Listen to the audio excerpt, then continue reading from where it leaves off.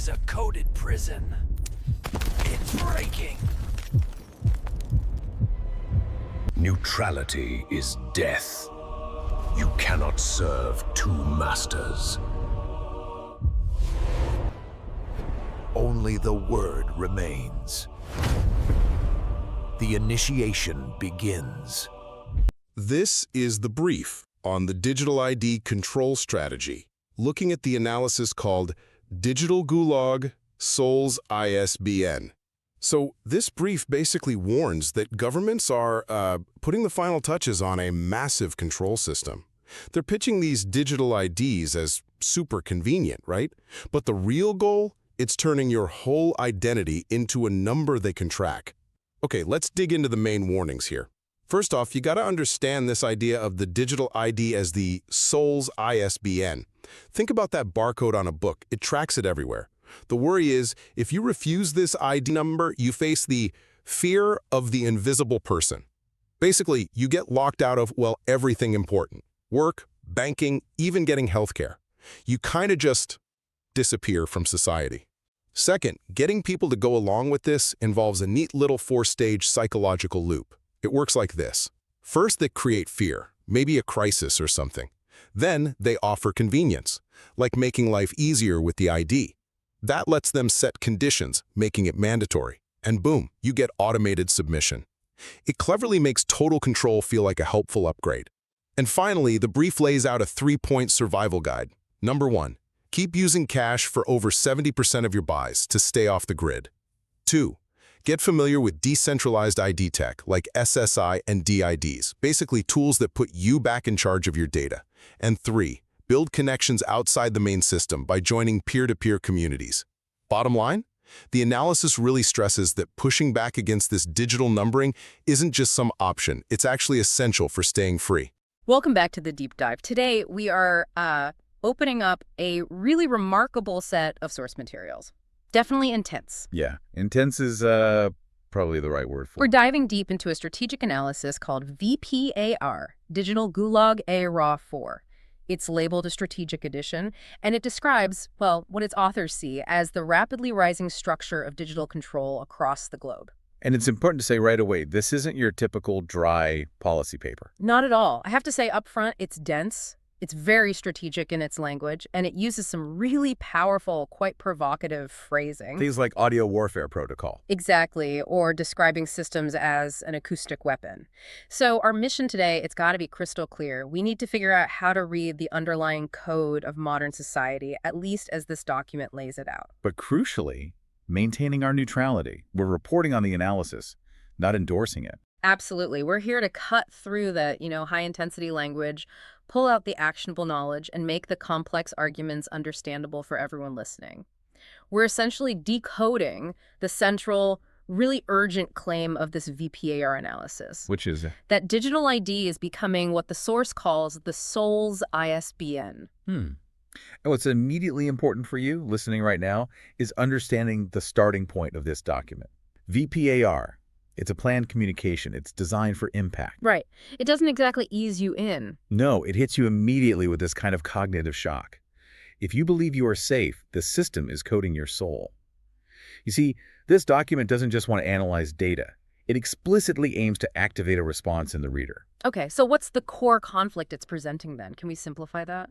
At its heart, it's actually quite simple. Simple enough for anyone to grasp, really. It's presenting a fundamental trade-off. Convenience versus genuine foundational freedom. The document argues that what feels like security, or maybe simplicity, the speed of a transaction, easy access, might actually be the very mechanism designed to narrow your choices, or as they put it, to program your will. Program your will, that's strong. It is. And this whole approach is packaged right at the start in what they call the triple lock hook strategy. It's quite deliberate. First, they create cognitive dissonance. This gap between a pleasant reality and what they claim is a harsh truth. Right. Second, they heighten the sense of crisis, insisting this choice is immediate, it's happening now. And third, they prime your identity, calling the reader a watchman, the original, to kind of build resolve and encourage action. That sense of urgency, it's definitely there. It's palpable. But I want to push back a little on that language before we get too carried away. audio warfare protocol. I mean, are we really looking at a technical analysis here, or is it more like strategic messaging, maybe even hyperbolic? That's a fair question. Does the VPAR analysis actually back up this dramatic terminology with technical specifics, or is it primarily designed to, provoke a strong emotional reaction, maybe fear? It's a really essential question, and I think it gets to the source's dual purpose. The VPAR authors, they seem to use terms like audio warfare and acoustic weapon, metaphorically. Okay, so not literal sound waves. Exactly, not literal sonic devices. They're talking about the narrative architecture, how seemingly harmless messages, maybe about convenience or security, are delivered constantly, almost like a background hum, what they call low frequency, to subtly narrow your thinking and stop you from doing that deeper critical reflection. So the weapon is the message itself, or the way it's delivered. It's the pervasive, subtle cognitive influence. Yeah. The technical detail they do provide is in identifying the mechanism of control specifically, the digital ID system. Then they attach this dramatic metaphor, like acoustic weapon, to make sure you remember the threat associated with that mechanism. I see. So we need to read the language as strategic communication. It's aiming to, what do they say, convert anxiety into awakening? Precisely. It's about using strong language to cut through the noise. So let's unpack that core mechanism now and jump into probably the source's most powerful metaphor. Okay, so the source material is really direct on this point. It asserts that digital ID is quickly becoming the ISBN of the soul. Let's break that down, because I agree, it's a brilliant way to encapsulate the threat they see. It's very sticky. So an ISBN, right, International Standard Book Number, everyone knows it. It's unique, non-negotiable, identifies a specific book. Yeah, for cataloging, inventory, tracking, it standardizes a creative work, essentially. Exactly. Now, contrast that with the soul's ISBN. Okay. The source argues that digital identity is trying to do the same thing, but to a person's existence. It's not just a number for your bank or your license anymore. Right. The claim is this unified digital ID is meant to catalog, track, manage, and ultimately kind of limit a person's unique life, their spirit, their history, turning it all into a standardized, easily manageable number. So the system only works efficiently, they argue, when the human being is standardized. That's the core of their argument, yes. That Yeah. individuality becomes friction in this kind of system. And this whole process, this codification, according to the source, it's justified by something really hard to resist. The promise of comfort and safety. The lure. Yes. The VPAR document states it quite starkly. The moment you feel safe, the system is coding your spirit. That's the psychological lever they believe is being pulled. So turning your existence into a number.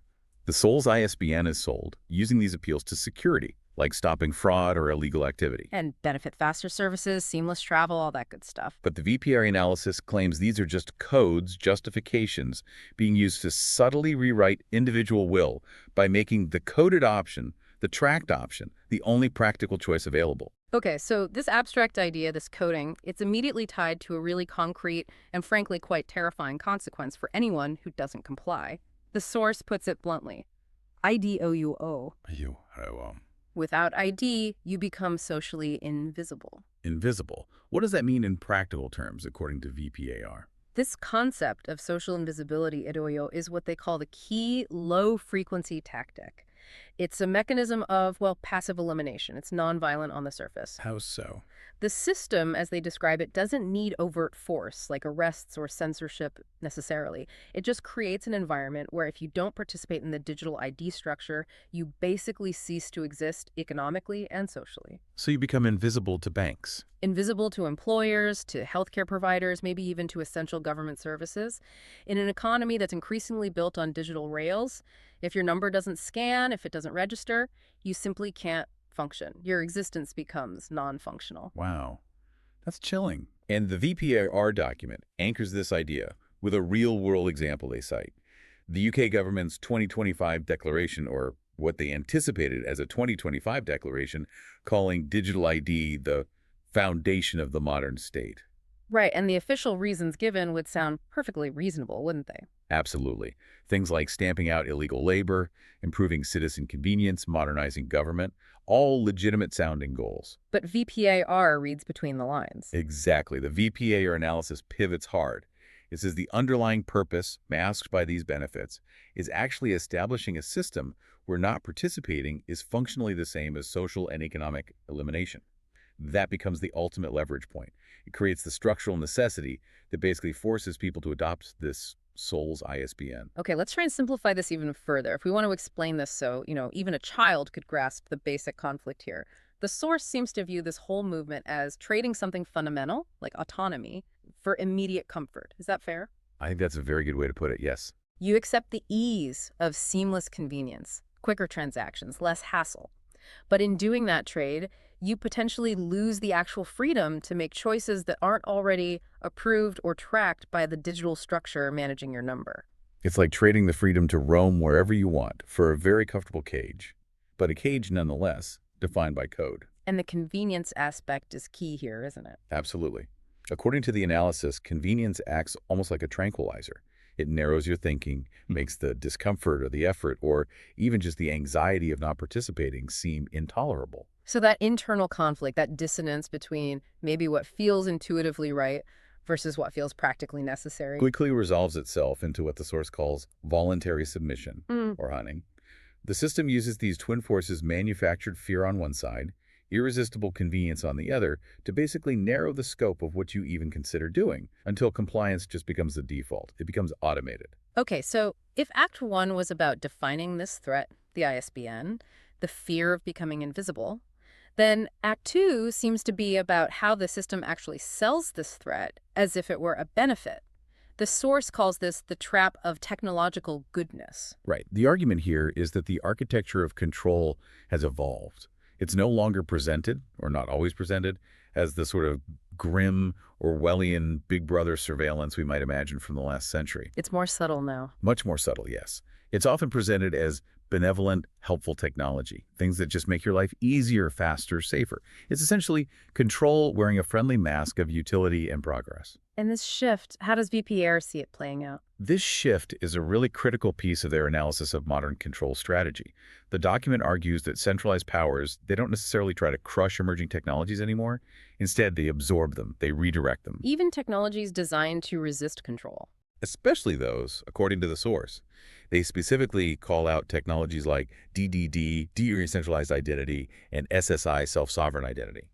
These were conceived, in many ways, to give power back to the individual away from central authorities. But the source claims they're being neutralized. That's the allegation. The source alleges there are active, high-level efforts underway to kind of neutralize the truly decentralized power of SSI and DD. The goal, they claim, isn't to ban them, but to make them manageable, controllable by central authorities. How would that work? How do you make something decentralized? Centralized. Well, they suggest it's about repackaging the concept, turning self-sovereignty into a kind of control-friendly version. They cite potential examples where, okay, maybe the underlying cryptographic keys remain technically decentralized with the individual. Right. But the crucial verification layer, the part that determines if your ID is actually valid enough to use for banking or healthcare or crossing a border, that layer becomes centrally managed or heavily influenced by authorities. Ah, I see. So you feel like you own your identity, but its usefulness is still gated by a central power. Precisely. It effectively nullifies the core self-sovereign benefit in practice. The darkness, as they dramatically put it, doesn't always fight the light directly. Sometimes it just incorporates the light and then puts a filter on it. That's a really crucial distinction. It implies that even if we think we're adopting a solution like SSI, the system might already be, well, compromised or adapted before it even reaches widespread use. That's the warning, yes. And this analysis, it brings us right to the core engineering of compliance, that the source describes this dual action control tactic they say is used to achieve that voluntary submission. Yes, this dual tactic is presented as the genius or perhaps the danger of the system's design. Yeah. It works on two levels at the same time. It creates both a push and a pull. Okay, break that down for us. What's the push and what's the pull? Okay, so number one, low-frequency control. This is the push.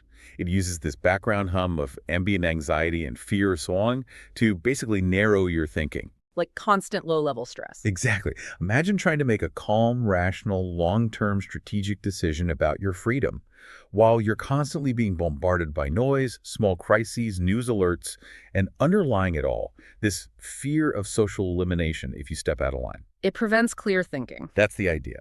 This ambient stress prevents the kind of critical, long-term reflection you'd need to really question the underlying system itself. So that's the push, fear, and anxiety, narrowing your focus. Okay, and the pull. Number 2 is the reward mechanism.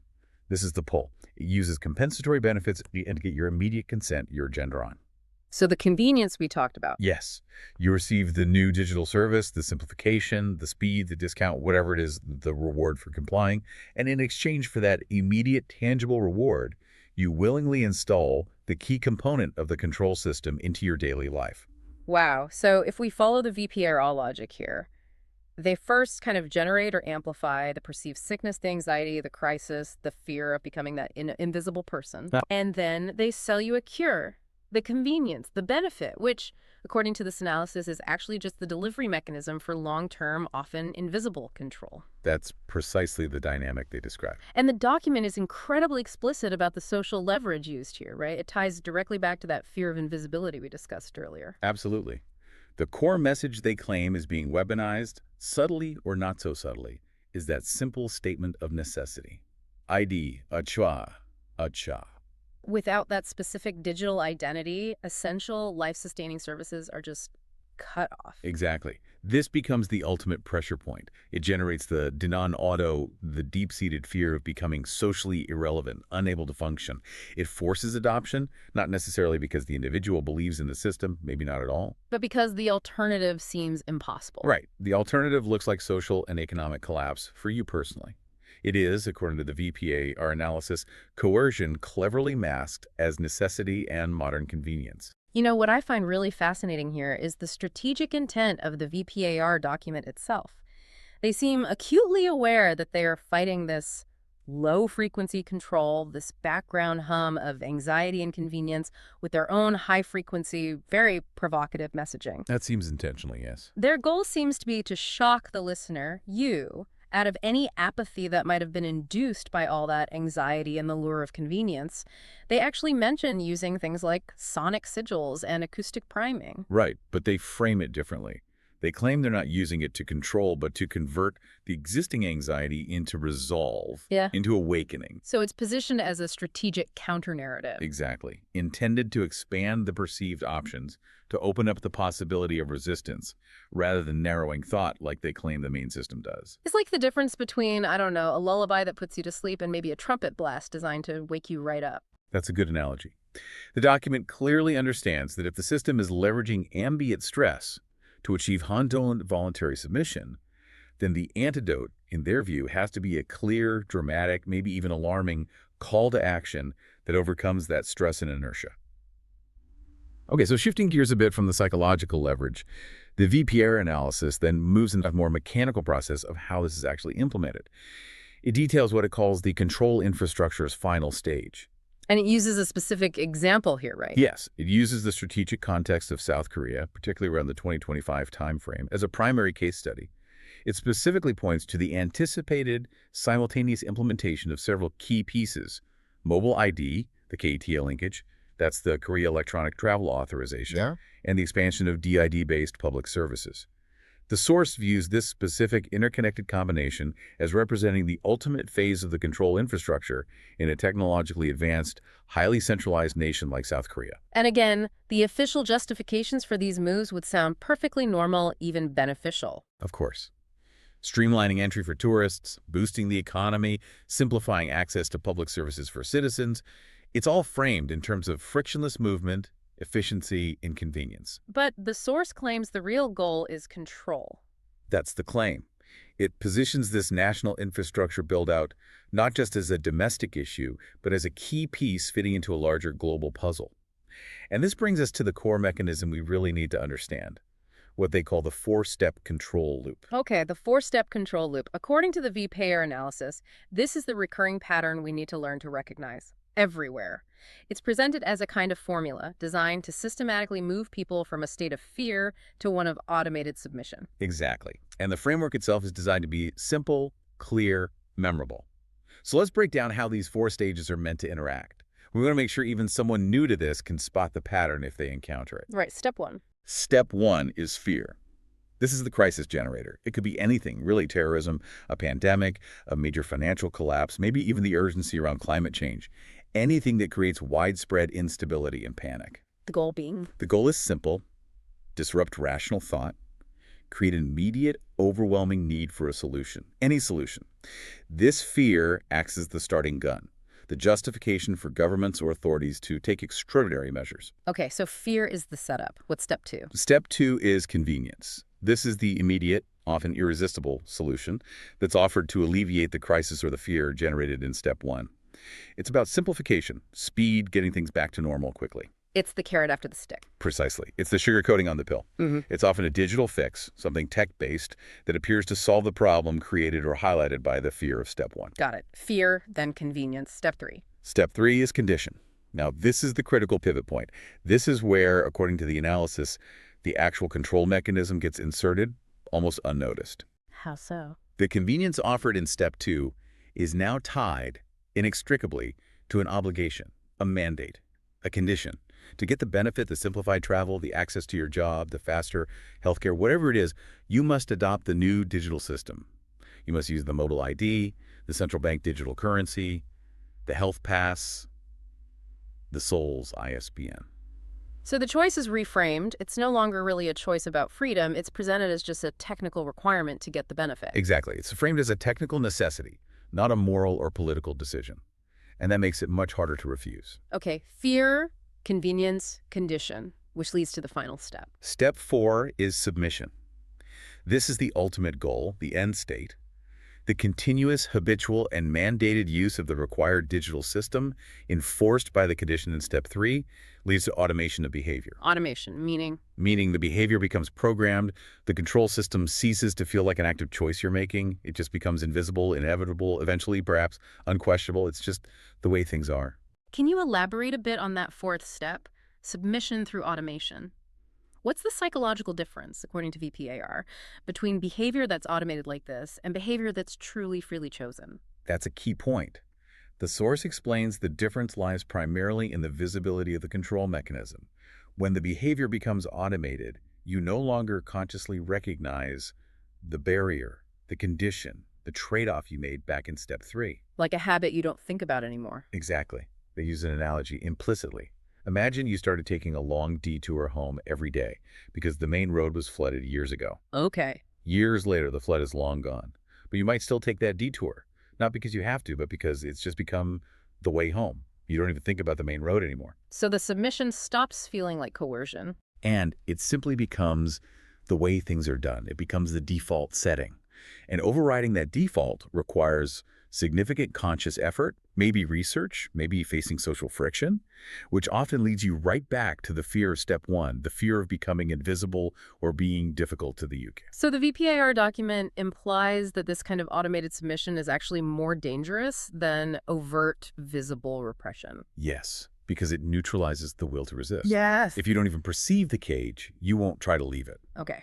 And connecting this back to the global patterns mentioned earlier, the VPAR document explicitly links the implementation of, say, Korea's national digital infrastructure to things like China's group non-visa entry policies. Why does the source see these seemingly separate national policies as interconnected, as part of a larger control pattern? Because, according to their analysis, both examples utilize the same underlying 4-step loop logic. Yeah. Just maybe applied in different contexts or scales. Oh. Well, easing travel restrictions, like non-visa entry, that's the convenience. Step 2, it's a desirable benefit for travelers and economies. But it often requires, or is used to justify, increased biometric data sharing, enhanced digital identification protocols. That's the condition. Step 3. And this is usually justified by national security concerns or managing flows to fear. Step 1. What is the pattern?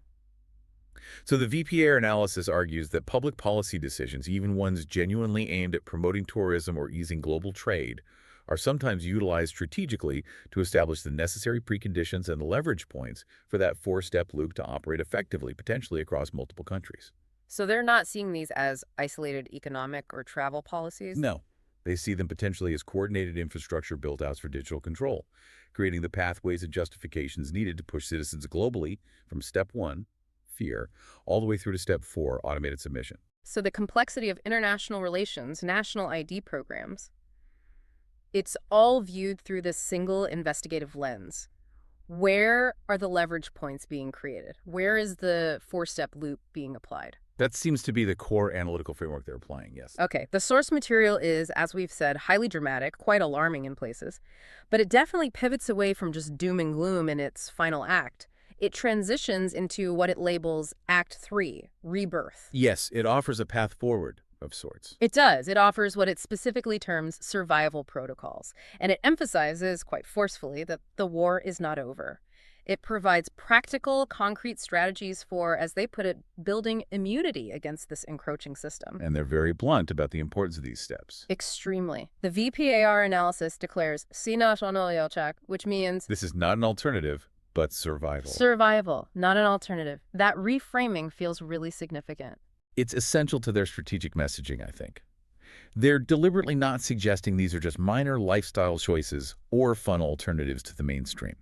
They're defining these actions as critical, non-negotiable missions. Missions for who? For the free person, as they term it. Missions required to maintain sovereignty, real sovereignty, outside the emerging digital control structure.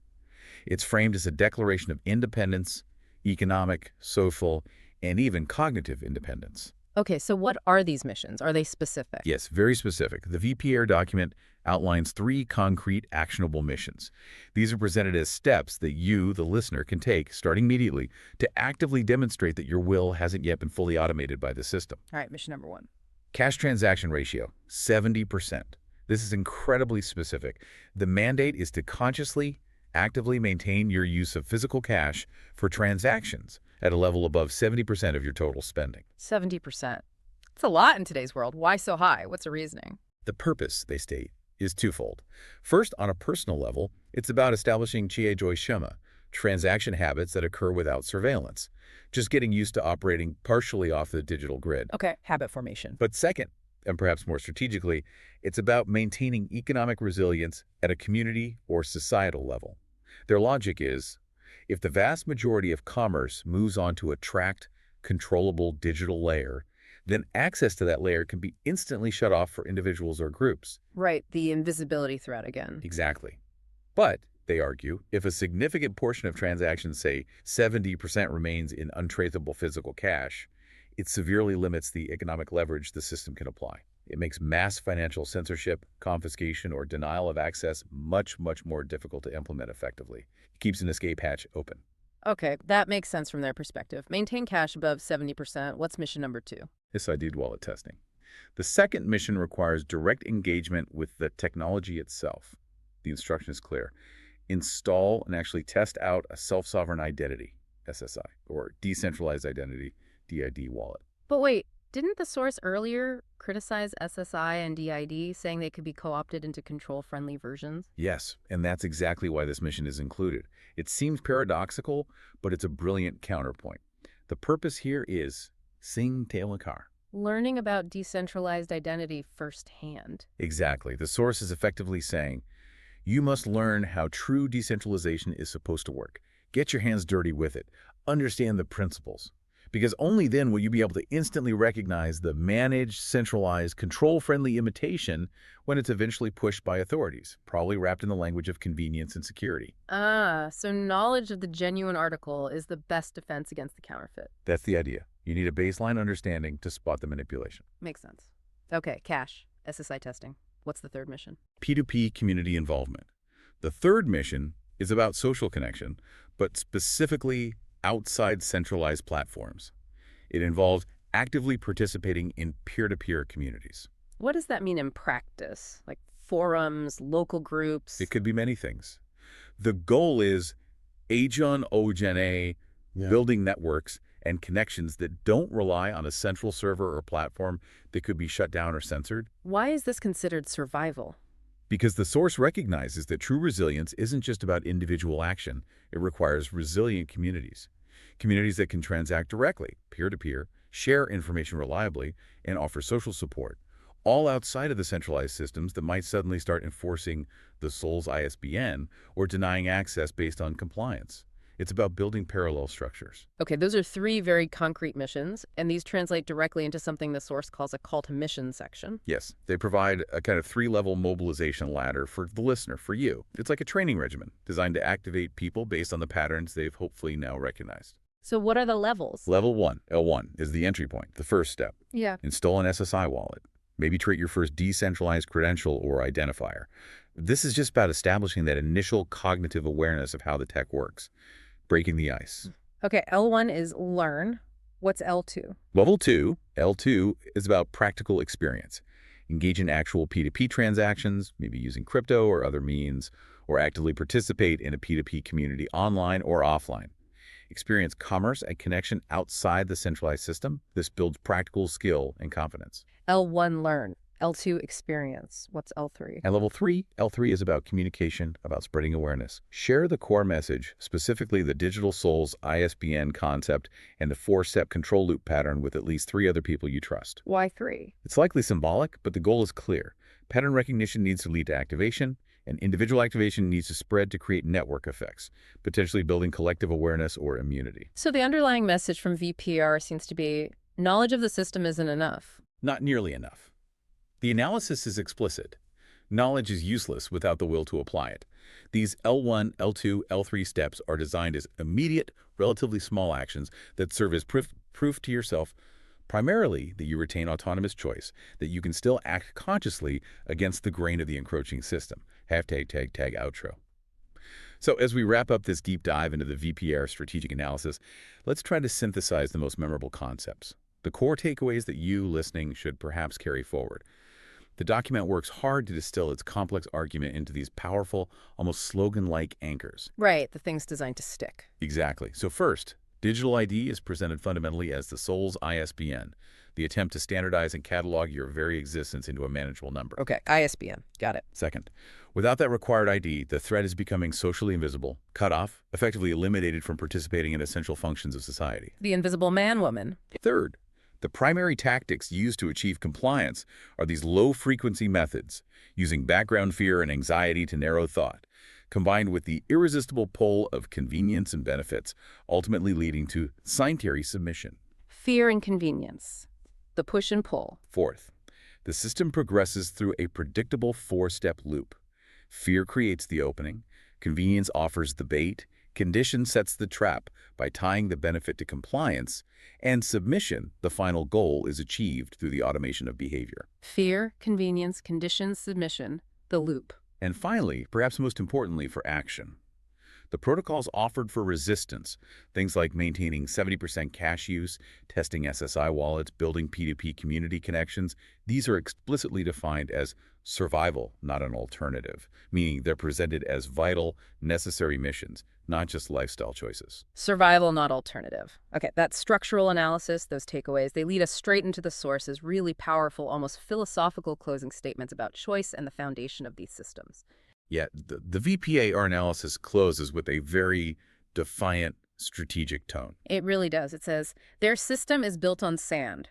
Our foundation is the will for truth and freedom, which is quite an assertion. It is. It's basically arguing that any digital control structure that depends on fear, deception, and forced compliance inherently lacks genuine long-term resilience, because ultimately it depends entirely on the continued cooperation or submission of the people it governs. Its foundation is fragile. And then comes that direct, intense address to the individual listener, to you. Your soul is not a number. Reject the number and fight while you still can choose. And the fight, in the context of this document, isn't necessarily violence, is it? It's defined very specifically by those survival missions we just discussed. Exactly. The fight is the act of consciously maintaining cache habits.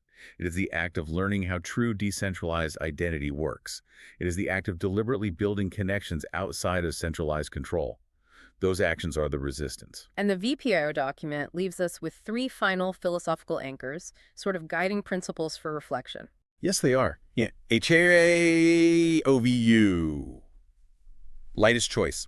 Pattern is signal. Freedom is responsibility. Right. Light is choice, meaning awareness requires an active decision to see.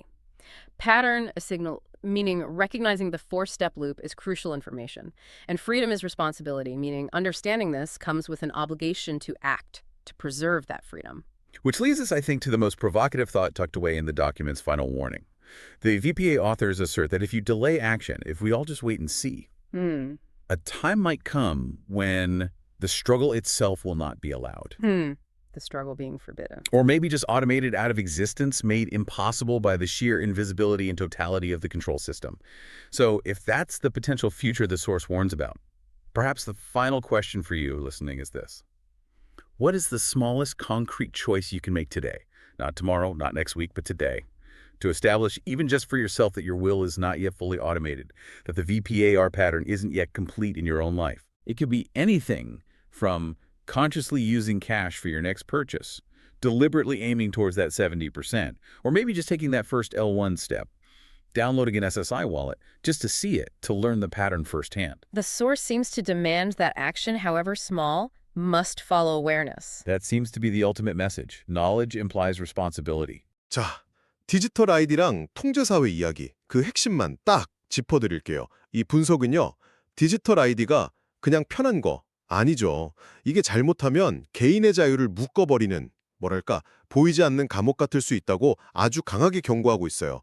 마치 우리 영혼에 바코드 붙이는 것처럼요. 자, 여기서 꼭 알아야 할 핵심, 딱 3가지예요. 첫째, 이 디지털 아이디가 통제의 핵심 도구가 될 수 있다는 거예요. 예를 들어 영국 정부처럼 겉으로는 편리해요, 불법 노동 막아요 하지만 만약 아이디가 없으면 은행도 못 가고 꼭 필요한 서비스도 못 받게 되는 거죠.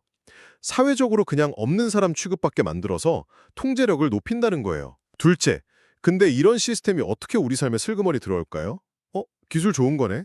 와, 편하다. 이런 식으로 포장해서 스며든다는 거죠. 심지어 내 정보는 내가 관리한다는 좋은 기술, DIDSSI 같은 거 마저도 결국엔 중앙에서 통제할 수 있게 바뀔 수 있다고 봐요. 우리나라 모바일 신분증이 다른 거랑 막 연결되는 거 생각해 보시면 돼요. 결국 이거 무서운데? 불안감? 에이, 근데 이거 쓰면 편하네. 편리함. 아, 근데 이거 하려면 저것도 해야 되네. 조건. 에이, 그냥 따라하자. 복종. 이런 식으로 흘러갈 수 있다는 거죠. 조심해야 해요. 마지막으로 그럼 우리는 어떻게 해야 할까요? 자유인을 위한 생존법 같은 게 제시되는데요. 간단해요. 첫째, 현금 사용을 좀 늘리는 거예요. 한 70% 이상. 둘째, 아까 말한 그 내 정보 내가 관리하는 기술, DID-SSI, 직접 좀 배우고 써보자는 거고요. 셋째, 중앙 서버 없이 우리끼리 직접 통하는 그런 P2P 커뮤니티에 참여하는 방법도 있어요. 결국 이 자료는요, 앞으로 다가올 디지털 아이디 시스템에 대해 우리가 정말 깊이 생각해보고 자유를 지키려면 미리미리 준비하고 행동해야 한다. 이 점을 강조하는 겁니다. 안녕하세요. 오늘 저희랑 같이 파헤쳐볼 자료, 제목부터가 좀 강렬하죠. 디지털 굴라그, 영혼의 ISBN. 이게 무슨 디스토피아 소설 제목 같기도 하고, 그렇죠.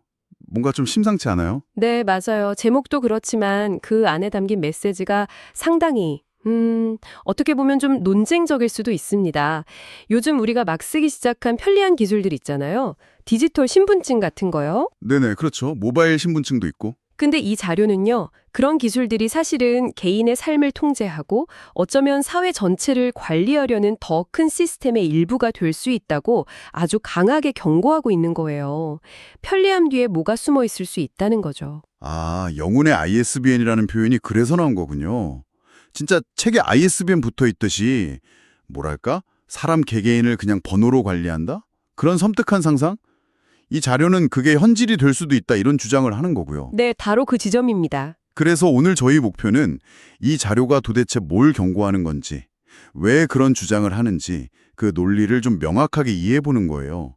사실 좀 복잡할 수도 있는데 핵심만 뽑아서 최대한 쉽게, 뭐랄까 어린아이한테 설명하듯이 한번 풀어보려고 합니다. 자, 그럼 한번 시작해볼까요? 좋습니다. 이 자료는 디지털 기술, 특히 이제 개인 신원 확인하는 기술 있잖아요. 그 발전 방향에 대해 상당히 비판적인 시각을 갖고 있어요. 우리가 느끼는 편리함, 그것보다는 그 뒤에 숨어 있을 수 있는 통제나 감시 가능성, 여기에 훨씬 더 무게를 두고 분석을 하죠. 구체적인 예시 같은 것도 드나요? 네, 영국에서 디지털 아이디 도입하려는 계획이라든지 또 한국에서도 요즘 얘기 나오는 모바일 신분증이랑 다른 시스템들, 은행 계좌나 공공 서비스 같은 거 연동하는 거예요. 이런 것들을 예로 들어요. 아, 그런 움직임들이 그냥 단순히 기술이 발전하고 행정이 편해지는 게 아닐 수도 있다. 그렇죠. 이 자유는 그게 개인의 자유를 근본적으로 제약할 수 있는 자료 표현을 빌리면 통제 인프라를 까는 과정일 수 있다. 이렇게 경고하는 겁니다. 그래서 우리가 좀 주목해서 봐야 할 부분은 이 자료가 이런 기술 변화랑 사화 변화를 어떻게 통제 시스템 구축이라는 큰 그림 안에서 해석하고 또 연결하는지 그 논리를 따라가 보는 게 중요할 것 같아요. 그렇군요. 그럼 제일 먼저 그 영혼의 ISBN이라는 비유부터 좀 더 파고 들어가 보죠. 이게 정확히 무슨 뜻일까요? 이 자료에 따르면요. 이게 그냥 단순히 뭐 개인한테 번호 하나 준다? 이런 차원이 아니에요. 그 번호, 그러니까 디지털 아이디가 그 사람의 사회적인 존재 자체를 규정하게 된다는 거예요. 존재 자체를요? 좀 무서운데요? 그렇죠. 자료에서는 2025년을 목표로 했던 영국 정부의 디지털 아이디 정책 발표를 아주 중요한 예로 들고 있어요. 영국 정부가 이 디지털 아이디를 현대 국가 운영의 기반으로 삼겠다 이렇게 선언을 했거든요. 겉으로는 뭐 불법 체류 노동자 문제 해결한다, 행정 서비스 편리하게 한다 이런 좋은 목표를 내세웠죠. 네, 보통 기술 도입할 땐 다 그런 장점들을 얘기하잖아요. 편리해진다, 안전해진다, 효율적이 된다. 맞아요. 근데 이 자료는 그런 겉으로 보이는 이유 말고 그 뒤에 숨어있는 본질적인 변화를 봐야 한다고 주장해요. 바로 그 디지털 아이디가 없으면요. 개인이 사회 시스템 안에서 제대로 활동하기가 어려워지는 상황. 그러니까 사회적인 생존 자체가 디지털 아이디에 달려버리는 그런 상황이 올 수 있다는 거죠. 예를 들면 어떤 활동들이요? 은행 계좌를 새로 만들거나 뭐 핸드폰을 개통한다거나 직장을 구하거나 심지어 병원 가서 진료받는 이런 아주 일상적인 활동들까지도요. 이 디지털 아이디가 있어야만 가능해진다는 거예요. 마치 책이 ISBN 없으면 서점에서 못 팔잖아요. 그런 것처럼 사람한테 영혼의 ISBN이 없으면 사회 구성원으로 인정받지 못하고 기본적인 권리조차 누리기 어려워질 수 있다. 이런 아주 극단적인 경고를 하는 겁니다. 와, 듣고 보니까 정말 심각한 문제제기인데요? 그럼 이 자료에서 말하는 투명인간이라는 개념도 여기서 나오는 거겠네요? 정확합니다. 바로 그거예요. 영혼의 ISBN, 그러니까 공인된 디지털 아이디가 없는 사람은요, 사회 시스템 망 안에서는 인식이 안 되는 거예요. 존재는 하는데 마치 존재하지 않는 것처럼 취급받는 거죠. 투명인간 신세가 될 수 있다는 겁니다. 단순히 불편한 걸 넘어서는 거군요. 네. 그냥 좀 불편하다 이 수준이 아니라 사회적으로 완전히 고립되고 배제될 수 있다는 그런 공포감을 조성한다는 거죠. 예를 들어서 뭐 재난 상황에서 구호품을 받는다거나 정부 지원금을 신청한다거나 투표권을 행사한다거나 이런 시민으로서의 기본적인 권리 행사마저 제약을 받을 수 있다. 이런 시나리오를 제시하는 거예요. 이 자료는 바로 이 내가 투명인간이 될지도 모른다는 공포심. 이게 사람들이 디지털 아이디 시스템을 거부하기 어렵게 만드는 아주 강력한 심리적인 기제로 작용한다고 분석하고 있어요. 아, 그러니까 겉으로는 편리함, 안전 이런 걸 내세우지만 속으로는 너 이거 안 쓰면 사회에서 없는 사람 취급받을 거야. 이런 은근한 협박이 깔려 있다는 거군요. 근데 진짜 흥미로운 건 이게 무슨 물리적인 힘으로 강제하는 게 아니라 불이익 받기 싫다, 남들처럼 편하게 살고 싶다, 이런 개인의 자발적인 선택처럼 보이게 만든다는 점이에요. 네네. 스스로 그 통제의 틀 안으로 걸어 들어가게 만드는 좀 교묘한 방식이라는 거죠. 네, 이 자료는 바로 그 점을 기술적 선함, 영어로는 technological benevolence라고 표현하는데 일종의 위장술이라고 보는 거죠. 심지어 기술적으로는 되게 진보적이고 사용자 권한을 강화하는 것처럼 보이는 기술들 있잖아요. 예를 들어 탈중앙화 신원증명, DID나 자기주권 신원증명, SSI 같은 거요. 이런 것들조차도 결국에는 중앙화된 통제 시스템으로 흡수되거나 변질될 가능성이 있다고 경고를 해요. 잠깐만요. DID나 SSI는 개인이 자기 정보를 직접 관리하고 통제하는 기술 아니었나요? 저도 그렇게 알고 있었는데 그게 어떻게 중앙 통제로 이어진다는 거죠? 좀 이해가 안 가는데요. 그게 좋은 질문이신데요. 기술적으로만 보면 DID나 SSI는 분명히 개인이 자기 신원 정보를 분산된 원장에 기록하고 누구한테 어떤 정보를 얼마나 줄지 스스로 결정하게 설계된 건 맞아요. 특정 회사나 정부의 중앙 서버에 의존 안 한다는 장점도 확실히 있고요. 그렇죠. 하지만 이 자료는요, 이런 기술들이 결국 표준이라는 이름 아래에서 특정 규격이나 플랫폼으로 통합될 거라고 봐요. 그러면서 결국에는 정부나 아주 큰 기업이 승인한 시스템 안에서만 유효하게 통용될 수 있게 될 거라는 거죠. 아, 기술 자체는 분산되어 있어도 그걸 사용하는 환경이나 규칙이 중앙에서 통제될 수 있다. 네, 바로 그겁니다. 기술 자체는 탈중앙화일지 몰라도 그 기술을 쓰고 인정받는 생태계 자체가 중앙의 통제 아래 놓일 수 있다는 거예요. 예를 들어서 정부가 승인한 특정 DID 앱 지갑만 공식 신분증으로 인정한다. 뭐 이런 식으로요. 아니면 특정 플랫폼을 통해서만 신원 증명이 가능하게 만든다면 이건 사실상 중앙 통제랑 뭐가 다르냐는 거죠. 아하, 그렇군요. 기술 자체의 속성보다는 그 기술이 사회에서 어떻게 받아들여지고 활용되는가 그 맥락이 중요하다는 이야기네요. 마치 되게 멋진 자동차를 만들었는데 정부가 허가한 특정 도로에서만 달릴 수 있게 하는 것과 비슷하다고 할 수 있겠네요. 네, 정확한 비유입니다. 그리고 이 자료는 이런 통제 시스템을 구축하는 과정이 사람들의 심리를 아주 교묘하게 이용한다고 주장해요. 자료에서 저주파라는 표현을 쓰는데 이게 아마 사람들 마음 깊은 곳에 있는 막연한 불안감이나 공포심을 의미하는 것 같아요. 저주파요? 그게 어떤 거죠? 예를 들면 테러 위협이나 전염병 확산 가능성, 경제 위기, 아니면 자료에서 강조하는 불법 이민 문제 같은 사회적 이슈들을 막 부각시키는 거예요. 그래서 사람들 불안감을 키우는 거죠. 네, 요즘 그런 뉴스 많죠. 그런 다음에 이러면 안전해진다, 생활이 편리해진다, 사회가 안정된다 이런 명분을 내세우면서 디지털 아이디 같은 기술적인 해결책을 딱 제시하는 거죠. 근데 이때 그냥 기술만 제시하는 게 아니에요. 사람들한테 사회적인 지위나 생존이랑 관련된 위협을 직접적으로 가하기도 한다는 거예요. 이 시스템에 참여 안 하면 당신 직장 잃을 수도 있다. 은행 거래 막힐 수 있다. 필수 공공 서비스 못 받는다. 이런 식의 메시지를 통해서요. 아까 말한 투명인간의 공포를 현실로 느끼게 만든다는 주장입니다. 한국 사례도 언급되었다고 하셨는데 그 부분 좀 더 자세히 들어볼 수 있을까요? 네, 이 자료에서는 2025년으로 예정됐던 중국 단체 관광객 대상 무비자 입국 정책을 예로 들고 있어요. 겉으로 보기에는 뭐 관광 산업 살리고 경제에 도움 주려는 정책처럼 보이잖아요. 네, 보통 그렇게들 생각하죠. 근데 이 자료의 시각은 좀 달라요. 이런 정책이 이미 도입됐거나 도입 예정인 모바일 신분증 시스템 그리고 외국인 입국자 관리하는 K-ETA 전자여행 허가제 같은 거랑 맞물리면서 다른 의미를 가질 수 있다고 해석하는 거죠. K-ETA는 외국인이 한국에 비자 없이 들어오기 전에 온라인으로 개인정보랑 여행정보 내고 미리 허가받는 시스템이잖아요. 아, 네. 저도 다른 나라 갈 때 비슷한 거 해본 적 있어요. 이 자료는 이런 시스템들이 각각 보면 편리함이나 보안 강화를 위한 조치처럼 보일 수는 있지만 이게 서로 연동되고 데이터가 통합되면 어떻게 되겠어요? 결국 국경을 넘나드는 사람들의 이동이나 활동을 아주 상세하게 추적하고 관리하는 강력한 인프라가 될 수 있다는 거예요. 그러니까 관광객 유치라는 경제적인 목적 뒤에 사실은 더 넓은 범위의 데이터를 모으고 통제 시스템을 시험하고 확장하려는 그런 의도가 숨어 있을 수도 있다. 이런 시각이군요. 네, 그렇죠. 이것이 바로 자료가 말하는 통제 인프라의 최종 단계로 나아가는 과정의 일부다. 이렇게 해석하는 겁니다. 와, 진짜 우리가 그냥 무심코 받아들이는 정책이나 기술 변화의 뒷면을 완전히 다른 각도에서 보게 만드네요. 그럼 이 자료는 이런 디지털 통제가 어떤 과정을 거쳐서 우리 사회에 자리 잡게 된다고 설명하나요? 뭔가 단계 같은 게 있나요? 네, 있습니다. 이 자료는 디지털 통제의 4단계 루프, 그러니까 루프라고 하죠. 4단계 순환 모델을 제시하면서 설명을 해요.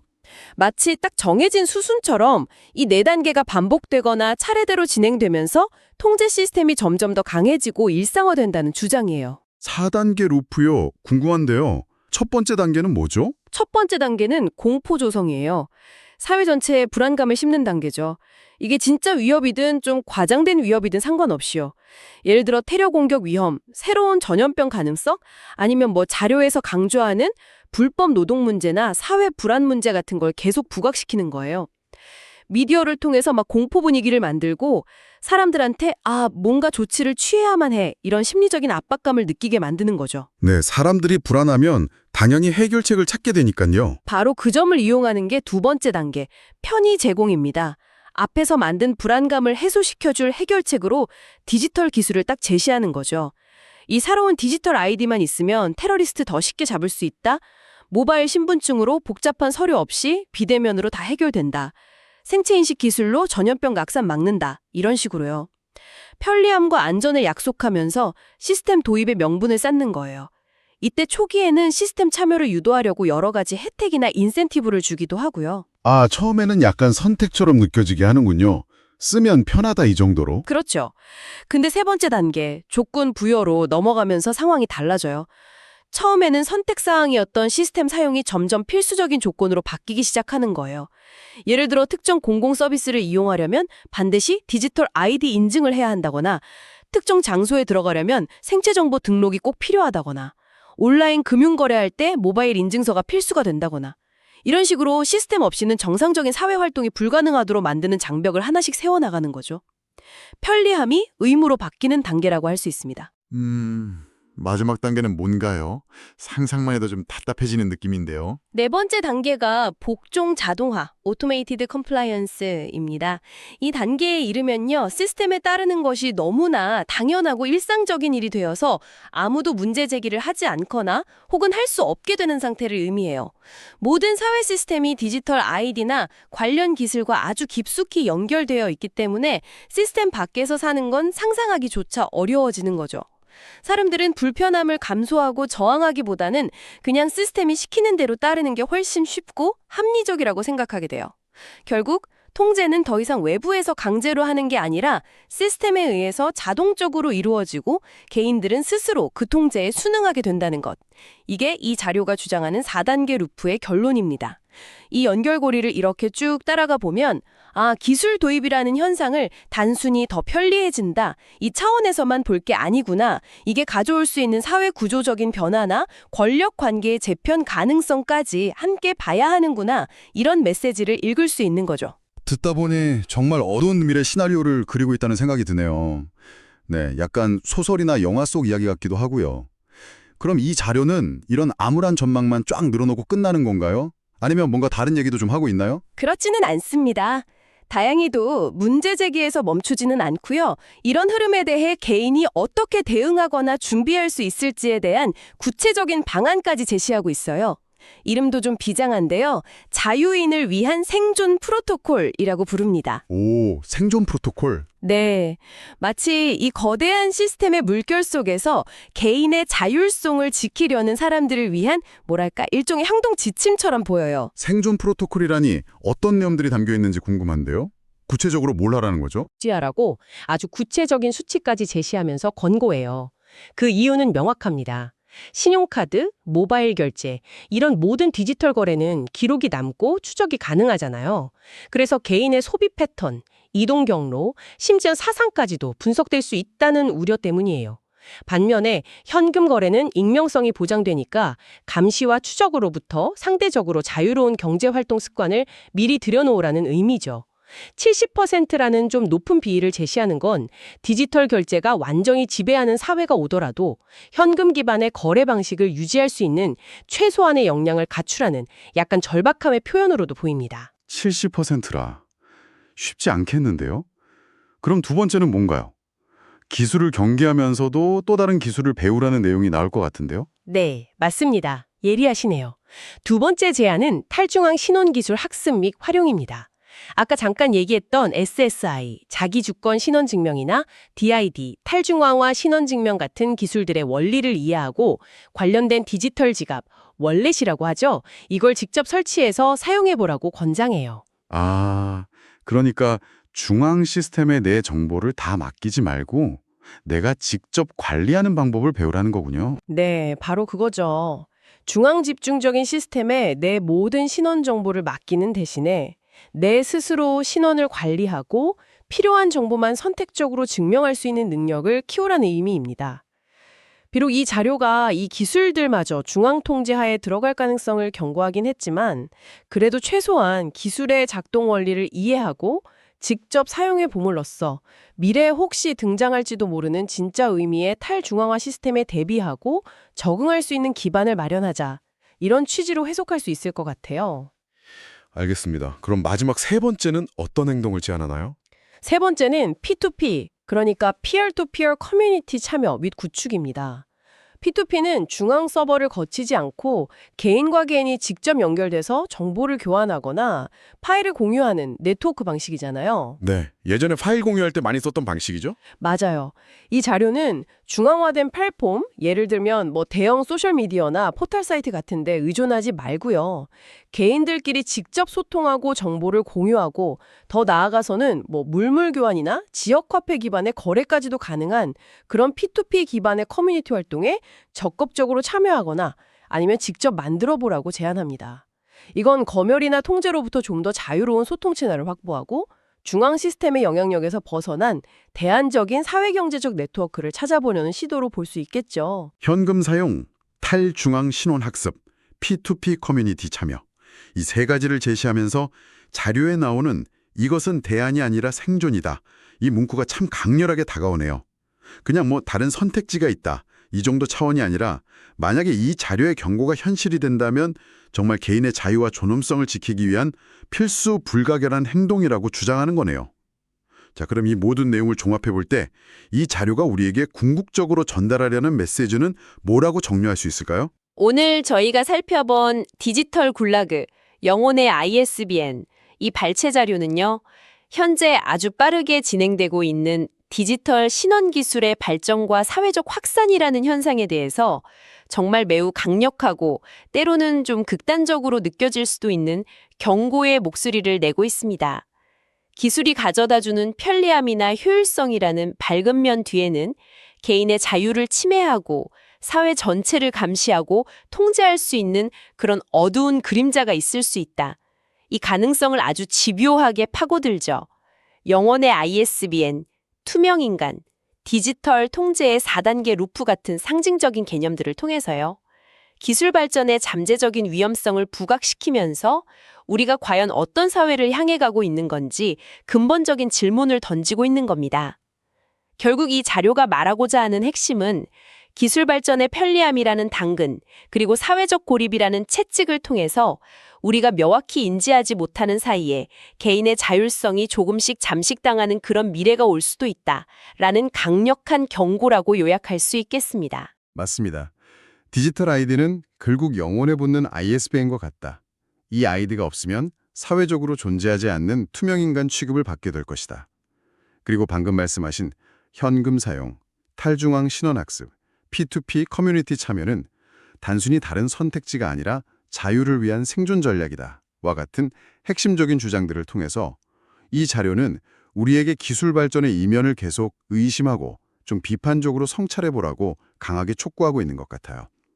물론 오늘 저희가 함께 살펴본 내용은 어디까지나 제공된 자료가 제시하는 특정한 시각과 주장이라는 점을 다시 한번 강조하고 싶습니다. 세상을 이해하는 여러 관점 중 하나로서 이런 경고의 목소리에도 한번 귀 기울여 볼 필요가 있다. 이 정도로 받아들여 주시면 좋겠습니다. 네, 맞아요. 이 자료는 분명 기술의 진보가 약속하는 그런 유토피아적인 미래상과는 정반대의 어떤 디스토피아적인 가능성을 경고하면서 우리에게 경각심을 일깨워주고 있는 건 분명합니다. 편리함과 효율성이라는 가치와 또 개인의 자유나 프라이버시라는 가치가 어떻게 충돌할 수 있는지, 그리고 그 사이에서 우리는 어떤 선택을 해야 하는지에 대한 고민을 안겨주죠. 이것은 우리 모두에게 중요한 질문을 던집니다. 기술을 받아들이고 활용하는 우리의 태도는 과연 어떠해야 하는가? 그 기술이 우리의 삶과 사회를 앞으로 어떻게 바꾸어 놓을지에 대해서 우리는 충분히 생각하고 있는가? 이런 질문들이요. 그렇습니다. 오늘 우리는 특정 관점이 아주 선명하게 드러나는, 그래서 더 흥미롭고 또 한편으로는 좀 불편하게 느껴질 수도 있는 그런 자료를 함께 깊이 들여다보았습니다. 이 내용을 들으시면서 당신은 점점 더 고도화되는 디지털 기술이 가져오는 명백한 편리함과 그것이 침해할지도 모른다고 경고하는 개인의 자유와 프라이버시 사이에서 그 균형점을 어디에 두어야 한다고 생각하시나요? 앞으로 우리가 살아가게 될 디지털 사회에서 변함없이 지켜나가야 할 소중한 가치는 무엇이고 또 우리가 특별히 주의 깊게 살피고 경계해야 할 지점은 어디일까요? 오늘 나눈 이야기들이 당신 스스로에게 이러한 질문들을 던져보는 계기가 되었으면 좋겠습니다.